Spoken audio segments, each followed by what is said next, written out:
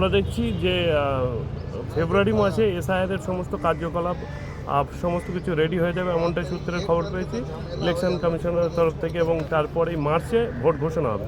কি বলবেন? সারা রাজ্যব্যাপী যেভাবে তোলপাড় চলছে, মানে বারবার অশান্তি, বিশেষত ভাঙড়ে বারবার অশান্তি হচ্ছে, এবং ইলেকশনে মানে ঘোষণার পরে আরও তো অশান্তি বিশৃঙ্খলা বাড়বে।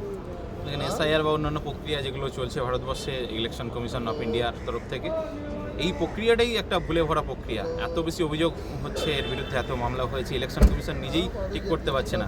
2002 সালেও এর আগে এসআইআর হয়েছে, কিন্তু এই যে হয়রানি, এটা মানুষকে হতে হয়নি। ভারতীয় হতে গেলে ভারতীয় হিসেবে তাকে প্রমাণ করতে হবে দৌড়াদৌড়ি করে, এবং চোর বাঁচতে গা উজাড়, এটাই ভুলে ভরা প্রক্রিয়া। এরপরেও ইলেকশন কমিশন ভোটের যে ঘন্টা সেটা করে দিয়েছে, কিন্তু দেখা যাচ্ছে এখানে অন্যান্য রাজ্যের সাথে বা হিন্দি বলয় রাজ্য যেগুলো রয়েছে সেখানে ভোটের যে কাঠামো একরকম করছে, পশ্চিমবঙ্গের প্রতি একরকম করছে, যাতে পশ্চিমবঙ্গে অশান্তিটা বাড়ে এবং সেখানে কোনো না কোনো দলের এখানে কোনো লাভ হয়।